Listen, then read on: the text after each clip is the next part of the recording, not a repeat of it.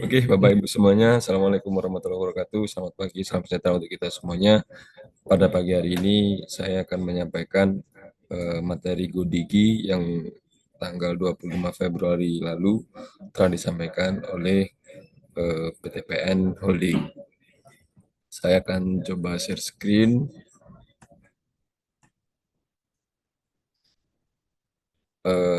Untuk tema kita hari ini adalah lindungi data, lindungi diri, belajar cyber security. 25 Februari 2006 oleh PTPN 3. Esensial digital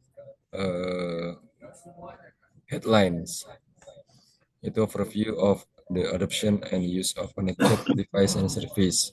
Total populasi 8,20 billion, unique mobile phone subscribes 5,78 billions, artinya 70,5% dari populasi. Individual using the internet 67,9%, and social media user identities 63,9%.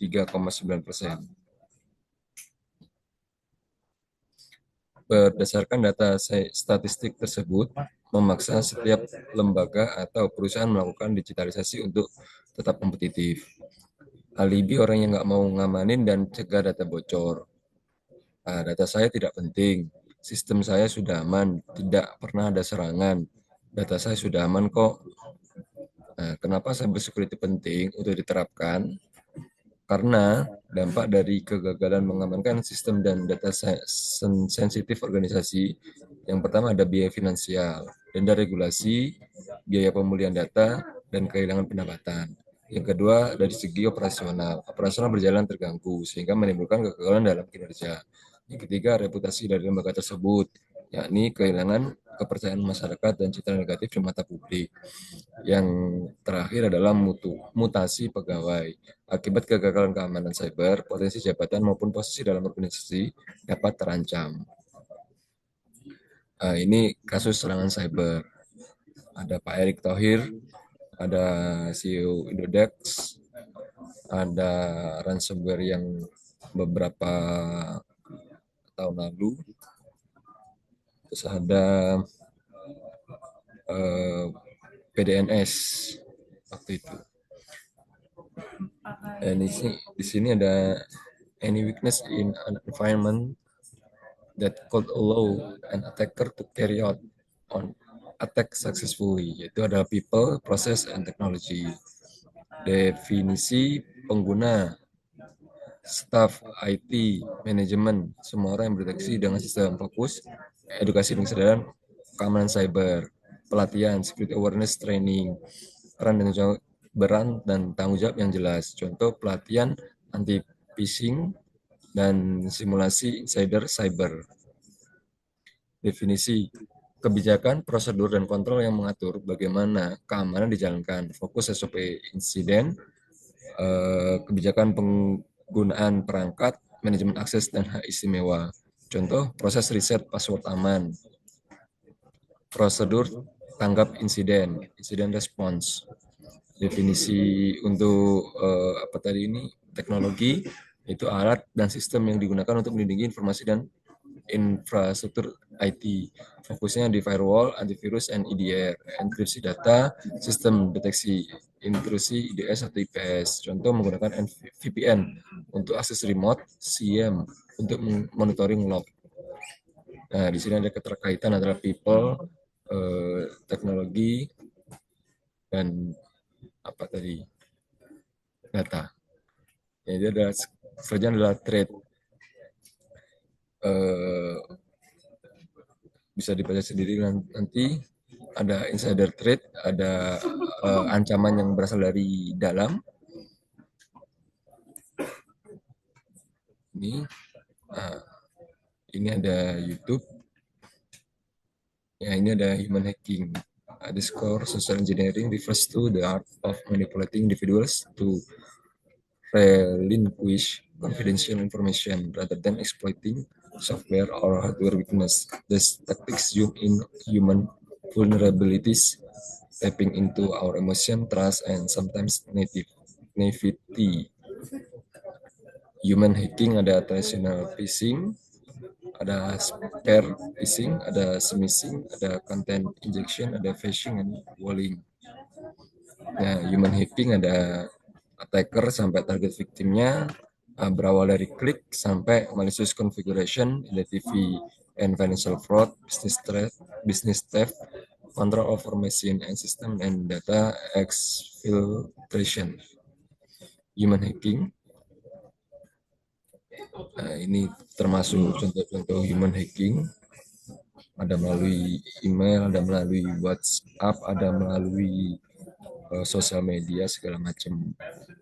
Nah, ini sampai ke apa ya, ke fintech ya. Ini phishing via apps dilakukan dengan mengirimkan pesan singkat untuk memastikan status paket dengan file berekstensi .apk dan nama, lihat foto paket, atau yang biasanya itu undangan. Ya, ini social engineering, phishing, pencurian informasi, dan kredit yang diperoleh. Aktivitas human hacking. Nah, ini ada cara kerja malware stealer pencuri. Nah, ini ada beredar aplikasi Android jahat undangan pernikahan. Nah, ini yang sering kita dapatkan. Diduga masih satu geng dengan malware kurir. Nah, ini ada dari Bank BRI, segala macam. Nah, ini ada undang-undang perlindungan data pribadi. Di dalamnya ada 16 bab, ada 76 pasal. Dari bab 1 ketentuan umum sampai bab ke-16, yaitu tentang ketentuan penutup, yang di dalamnya ada bersih asas, jenis data pribadi, hak subjek data, sampai dengan ketentuan peralihan. Ini data pribadi spesifik, kesehatan, biometrik, genetika, kejahatan data anak. Nah, ini seharusnya dapat dilindungi. Nah, ini ada denda ketika kena adalah 2% dari revenue. Adapun sanksi administratif yang diberikan berupa peringatan tertulis, pemberhentian sementara kegiatan pemrosesan data pribadi, penghapusan data atau pemusnahan data pribadi, dan denda administratif. Untuk denda administratif yang dikenakan besarnya maksimal 2% dari pendapatan atau penerimaan tahunan terhadap variabel pelanggaran. Nah, ini diambil dari Kominfo.id. Ini adalah perbuatan pidana memperoleh dan atau mengumpulkan data pribadi yang bukan miliknya dengan maksud untuk menguntungkan diri sendiri atau orang lain yang dapat menguntungkan kerugian. SPN draftnya sudah ada. SPN draft sudah, tapi ASN masih belum. Nah, selanjutnya ada mengungkapkan data pribadi yang bukan miliknya, menggunakan data pribadi yang bukan miliknya, membuat data pribadi palsu. Nah, ini ada maksimal dendanya atau hukumannya. Ini data pribadi, ada nomor KTP, alamat rumah, tanggal lahir, nomor telepon, nomor pribadi, nomor SIM. Data keuangan, nomor rekening bank, kartu kredit, gaji, PIN ATM, riwayat transaksi, dan data investasi. Data medis ada riwayat kesehatan, hasil medis, biometrik, terus konsultasi psikologis, data genetik. Ini terminologi threat, vulnerability, attack surface, risk, and attack vector. Nah, ini diilustrasikan sebagai maling yang akan masuk ke rumah seseorang. Traffic anomaly serangan cyber di Indonesia. Aktivitas ransomware ada 514.000, aktivitas ransomware. Aktivitas phishing ada 26 juta 700.610 aktivitas phishing. Dan ini bisa di-generate oleh satu device bisa. Ini ilustrasinya, the Security Operation Center SOC.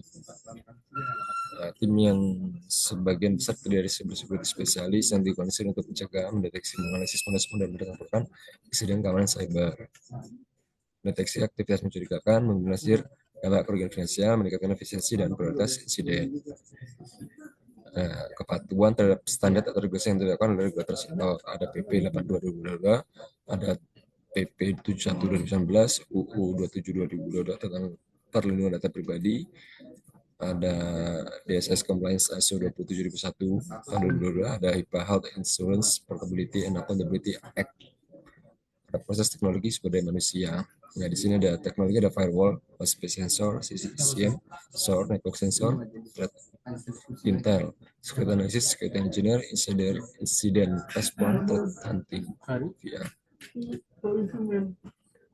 Nah, ini ada HIDS, Space Intrusion Detection System. Ada fungsi utamanya, verifikasi integritas, segala macam. Lanjut, sampai ini sangat teknis.